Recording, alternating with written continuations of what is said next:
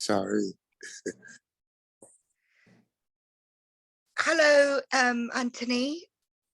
Hello, how are you doing? I'm good. Thank you for joining our call. And yeah, it started recording now, by the way. Yes, yes, yes. So yeah, like you could just introduce yourself. You are from New York, so that's great. Yep, yep. Um, what what do you do for a living? And yeah, All right. So what I do for a living, my name is Anthony Knight. First and foremost, I'm a model. I'm an actor. Um, I'm a full-time student at NYU, and I'm just at the point in life where I'm elevating myself and becoming my best version of me. that's cool. And what sort of like acting you do and stuff? Just I've done a mixture so far this year. I just started this year, so I've done three TV shows, three different types of films. So like one that's actually going to be released in the theaters, one that's been released on Prime Video, and one that's still in the works of being released next year. Hopefully, we'll oh, get on that's Netflix or something. Yeah, cool. I'm talking to a celebrity. not yet. Not, on my way. On my way. So I just wanted to ask you a few questions surrounding mental health, Okay. because that's what my main focus is, as you know. Um, and yeah, the show is called Mind Over Matter. And I just like, do you have any personal experience that you want to share? Anything that you're going through at the moment in terms of mental health or anything? Yes, of course. I'm sort of undergoing a divorce at the time. Um, and when you get married, you don't think about divorce. You don't think about the aspects and the things that come along with it. So it whether you're mentally prepared for it or not, it still challenges you, because it's connected to your heart. And your love is also connected to pain as well. That's the downside of love. And I would say those are the two most tangible feelings that anybody can, encounter in life. And, at some point in life, you have to encounter love and pain. And the downside of that is don't get caught up. You can't get caught up in the negative effect of it. The bad emotions, the animosity, the anger, the destruction. What caused the destruction? If you know the core of any problem, you can solve it. And we're not fully divorced, but we're in the process. It's going through the process. There's children involved as well, so it weighs tough on the children. They used to having a father around, and then all of a sudden he's gone. It's not that he's physically gone. I mean, well, yes, physically gone, but I'm still here mentally. I'm still talk to them, still keeping, but it's a different environment versus tucking you in every night, telling you bedtime stories, just helping you with your homework, certain things that I was around and available for that I'm sort of not anymore. So that does it, like being mindful to your audience. It's not just about you mentally when you're going through something like this. It's about your children. It's about everybody. Your ex spouse, who whatever have you. It's all about um, everybody's mental health that should be took into consideration. So what I do is I have an honest conversation with myself. How did this make me feel? I go over how it made me feel and, what was the cause of all this? What was my side of the story? What was her side of the story? And I just try to find a balance in that where, okay, we can agree to disagree and that's cool. But, we have to have some type of cordialness about this and some type of politically correct way in which it doesn't affect all of us, emotionally, because it is affecting all of us emotionally. It's that love and pain thing where, you know, you can love something, love it, and that something that you love could go away or dissipate or die, and you know you feel that pain from that. So it's really being mindful to that pain and the type of pain you might cause, not just being about your emotions and how you feel. Yes, you own what you have to own in a bit, you know, in the situation, your accountability, but at the end of the day, it's the wake of destruction that comes with that, the pain that sometimes could outweigh the love because it's, you know, such a drastic change in which, you know, some people aren't used to. Some people have a tolerance for it. Some people don't, you know, especially the children. This is all new to them.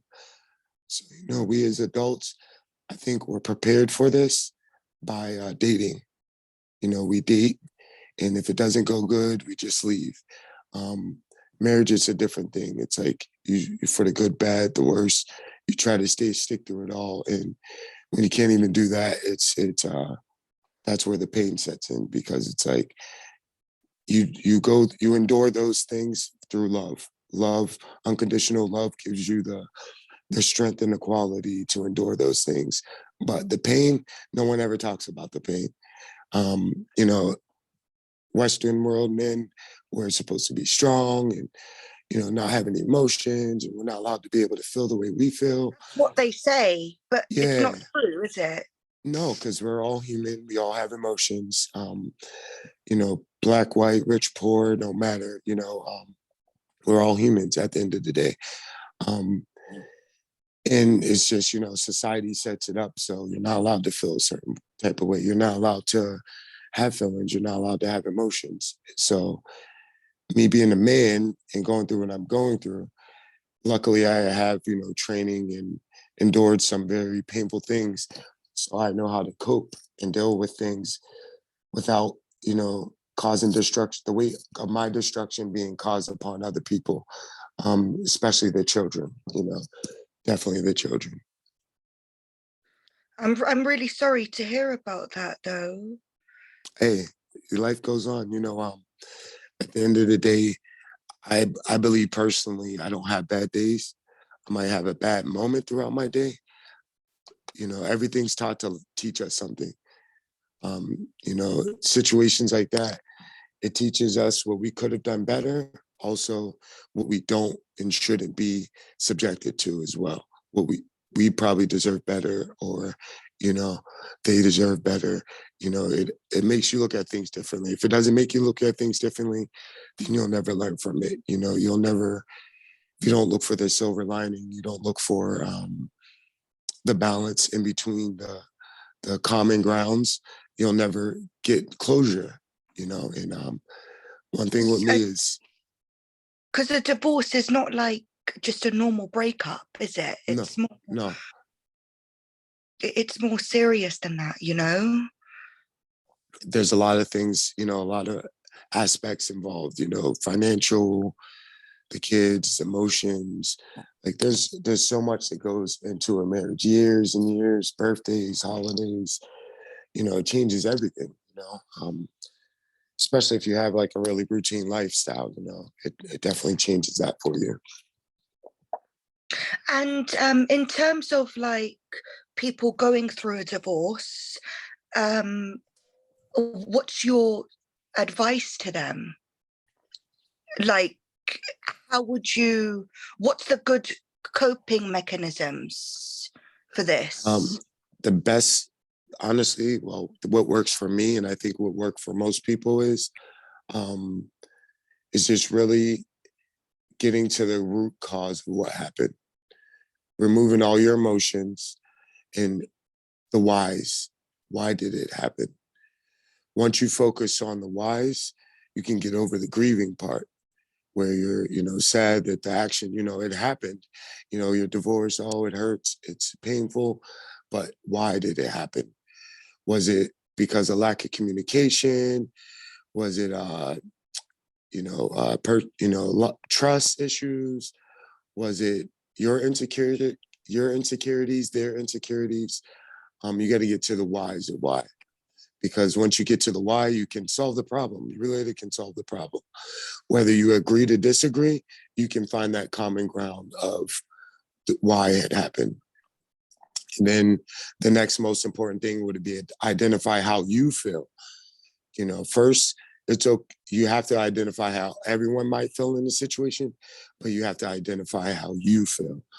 Um, why do you feel this way? Back to the whys. Well, what could have you done differently? Back to don't get caught up in the what ifs, but think about what could have you done differently.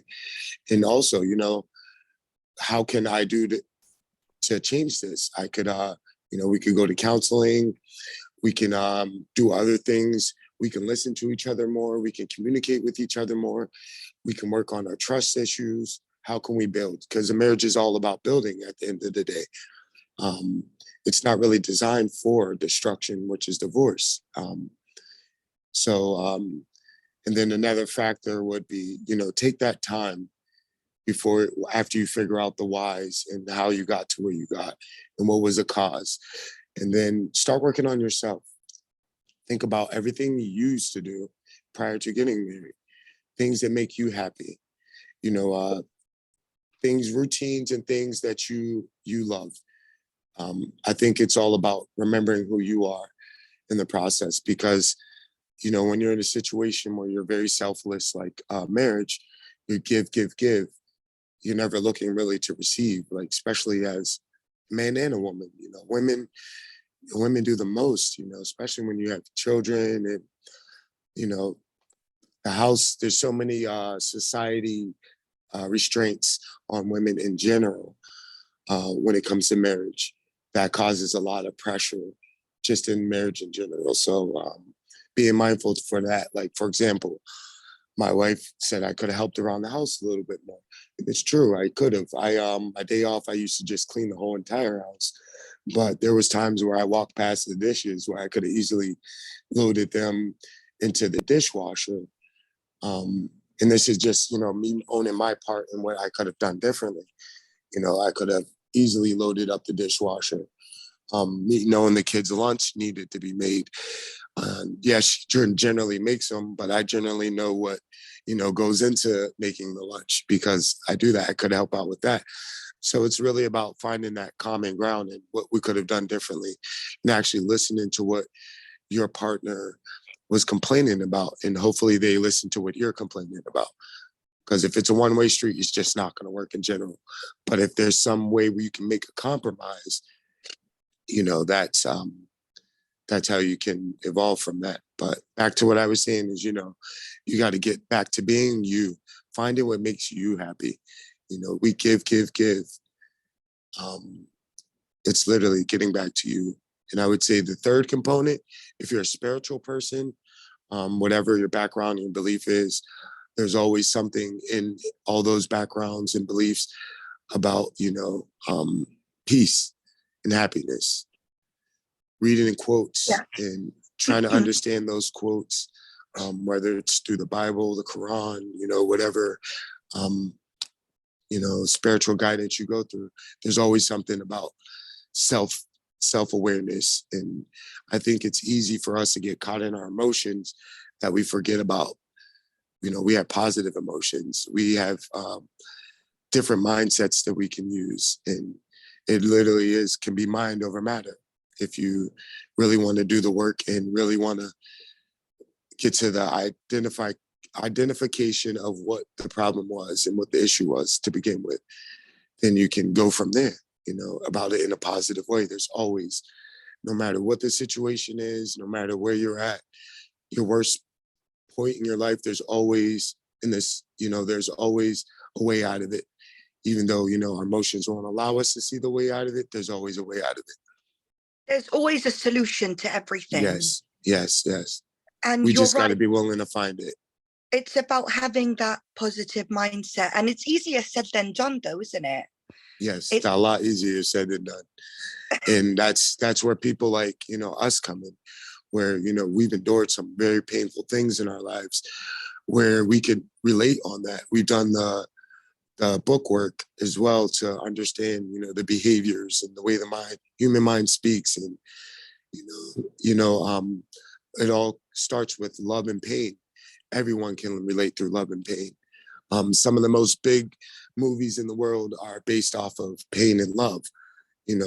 Some of the big songs in the world are based off of pain and love.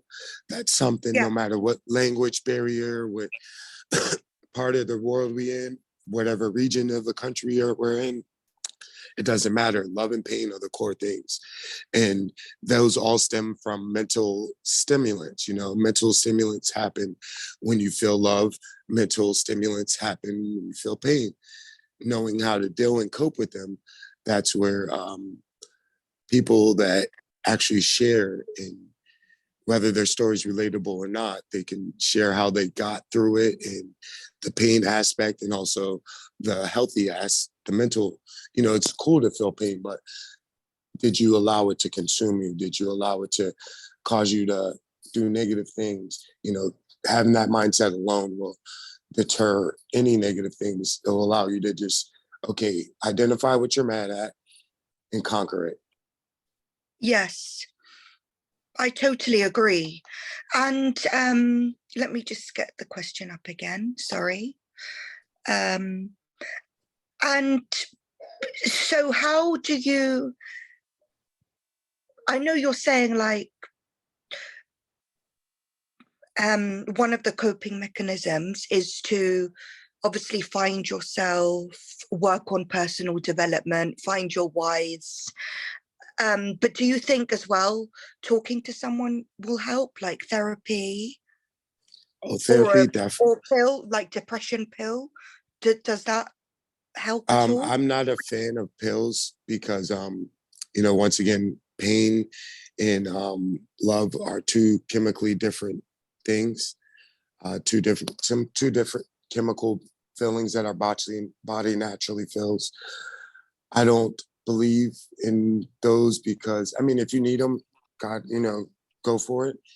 But I believe if you have the power of choice as a human, which we all do at some certain point in our lives, especially in the way we feel, if we can learn how to deal with that and cope with that through talking through a counselor and other people, because we're humans, we do need people to vent to, and someone who's educated and just wants to listen. Sometimes even if you have someone listen and ask the right questions to you that you weren't thinking about because you're too busy in your emotions, I think that would help a lot. Yes, medicine would help to regulate those feelings, but it doesn't allow you to deal with those feelings. You're still harboring those emotions, whether you're blocking them with a pill or not. They're still going to live in you versus actually identifying where they came from, what caused them, and how to not go about making those feelings arise again. It's more about acceptance, coping. I think another coping mechanism would be acceptance. Accepting what happened, and okay, we accepted what happened. What do we do from here? Yes. And also like just going for a walk, like you said, talking to someone, things like that just helps, Yeah. Being secluded by yourself doesn't help because, if you're seeing things only from your way, it's a biased situation. You could be either the victim or take your accountability in any situation. So by being by yourself, if you don't know how to take accountability for your own actions, then I definitely recommend you talk to someone else who's a non-biased person who knows nothing about the situation, but was educated enough to ask you the right questions to help you self-identify with the core problem, with the core reasons of those problems. And has divorce led you to like being depressed? Has it Honestly, led to depression, anxiety, or anything? In a way, it does. It did make me feel a little depressed, but it wasn't more so for me. It was more for the kids. Luckily, I have a great, like I said, emotional intelligence where I can read the audience around me, read the room around me, and it's more for the children. One of my sons,